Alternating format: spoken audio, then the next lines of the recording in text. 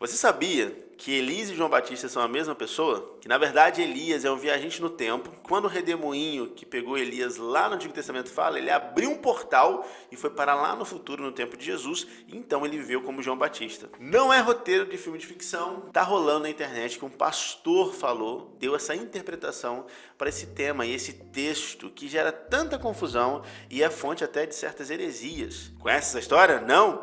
Isso foi o que eu vi na internet e eu achei tão curioso que eu decidi trazer para vocês, para a gente entender da onde que surge essa confusão. Fica ligado até o final do vídeo e confere. Me chamo Jonathan, sou pastor e professor do Meta e eu tô aqui nesse canal que tá com a intenção de compartilhar teologia bíblica saudável e responsável. Então, curta o vídeo, se inscreva no canal, deixe um comentário para ajudar a gente a fazer o vídeo chegar mais longe e aciona o sininho para você ficar por dentro de todos os vídeos que saem por aqui. As passagens que deram margem para essa interpretação viajante, coloca aí, editor, o carro De Volta para o Futuro aí. Bom, para essa interpretação viajante, é na verdade uma afirmação de Jesus com relação a João Batista. Jesus vai falar que ele é, João Batista, o Elias esperado. E tem outros textos também que reforçam esse entendimento, que é Mateus 11:14, Mateus 17:12 e Lucas 1:17. Todos se referindo a João Batista como Elias. Da onde que vem isso? Por que isso? É importante olhar para isso porque não só essa interpretação equivocada desse pastor, mas também são textos usados para justificar heresias, como a heresia da reencarnação. Aqueles que acreditam na reencarnação querem falar que isso prova que Elias e João Batista têm essa relação, prova a reencarnação, como se João Batista fosse a reencarnação de Elias, o que é uma falácia. Não. João Batista não é a reencarnação de Elias e nós temos uma explicação para isso tudo. Esse tipo de interpretação é mais um erro de leitura, superficial, preguiçosa e sem levar em consideração toda a Bíblia, que tem suas conexões que nos ajudam a interpretar a ela mesma. É mais um texto fora de contexto usado por pretexto para justificar erros e a gente não pode aceitar.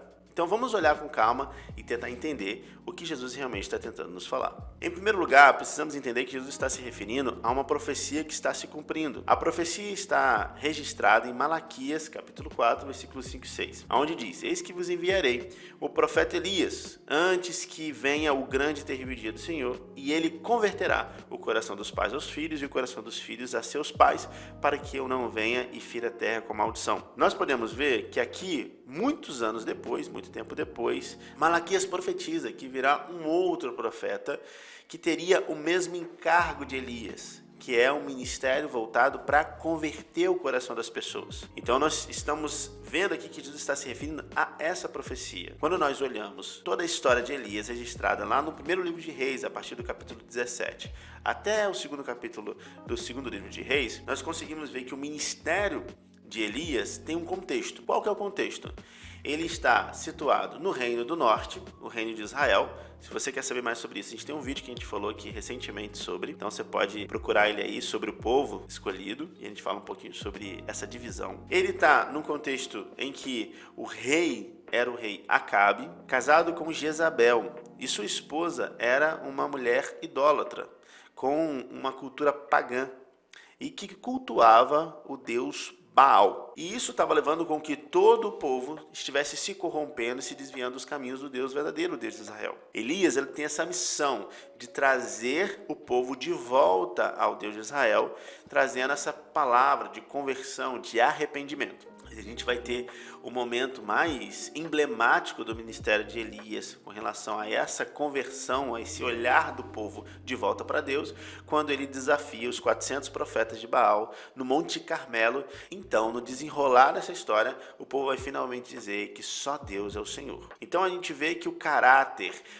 a ênfase do ministério de Elias é a conversão, trazer de volta o povo para Deus. O caráter da profecia de Malaquias é que Deus enviaria um profeta que pregaria a conversão para trazer o povo de volta para Deus e preparar o caminho para o Messias prometido. O segundo ponto que precisamos olhar são as evidências de que João cumpre a profecia de ser o Elias do Novo Testamento. A maior ênfase do ministério de João Batista está no movimento de batismo. até por isso que ele leva o nome Batista, né? Aquele que batiza. E o seu movimento de batismo, ele era acompanhado por uma mensagem de arrependimento. Então, a famosa palavra, né? A famosa mensagem de João Batista era: arrependei-vos, pois é chegado o reino dos céus. Trazendo o olhar para o povo, para os seus pecados, buscar um arrependimento para que eles pudessem fazer parte desse reino vindouro, desse reino que estava chegando. Outro ponto interessante, um paralelo entre a história dos dois, é que Elias, ele teve um embate específico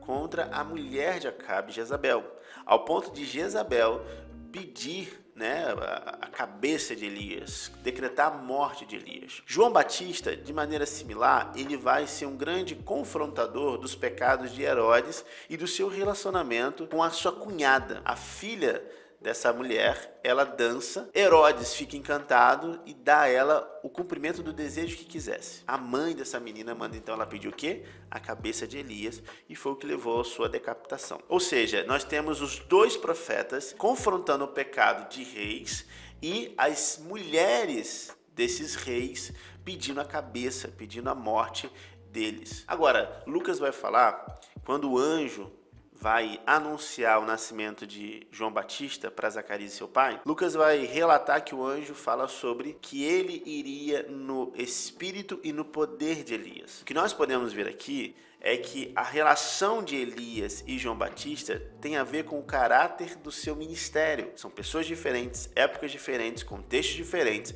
mas que estão sendo capacitadas pelo mesmo Espírito e com o mesmo impulso ministerial. A terceira mensagem de Jesus, ao falar de João Batista como Elias no Novo Testamento, é que ele era o último profeta de uma era. Porque todos os profetas e a lei profetizavam até João. E se quereis dar crédito, é este o Elias que havia de vir. Mateus 11, 13 e 14. O que Jesus está falando é que João ele fecha um ciclo do movimento profético que começa no Antigo Testamento. Por quê? Todos os profetas até ali, eles apontavam para uma esperança, a esperança do Messias. E João, ele é o último que vai preparar esse caminho, ele vai apontar para Jesus. Mas ele chega, então, a ver o cumprimento, porque ele vê e conhece e reconhece Jesus como Messias. Elias, ele é um representante de todo esse movimento profético. Então, quando fala que ele é o Elias esperado, ele é aquele que prepararia o caminho e anunciaria a chegada do Messias. Então a gente pode ver que o termo usar Elias, que João Batista é o Elias do Novo Testamento, aponta para um fechamento de um ciclo profético que começa no Antigo Testamento e aponta para esse papel de João Batista em preparar o caminho para apontar para Jesus como Messias. Minhas considerações finais são as seguintes: a Bíblia ela é perfeita e ela se explica. Então não tem como a gente, olhando para esses textos, chegar à conclusão de que eles eram a mesma pessoa, nem por uma viagem do tempo e nem por reencarnação. Na verdade, são dois homens escolhidos por Deus em suas épocas, em seus períodos específicos e contextos específicos, mas que receberam uma unção do mesmo Espírito. O Espírito Santo, o Espírito de Deus, ungiu Elias. O Espírito Santo, o Espírito de Deus, ungiu João Batista. Os capacitou para um ministério que seguia a mesma motivação, o mesmo veio ministerial, que era o quê? A conversão, o arrependimento de um povo para que ele se volte para Deus. E esse confrontar do pecado. Espero que você tenha gostado do vídeo, entendido, aprendido, tenha sido claro tudo aquilo que a gente falou. É isso aí, muito obrigado. Deixa um comentário para saber que você esteve até aqui e até a próxima. Tamo junto. Valeu!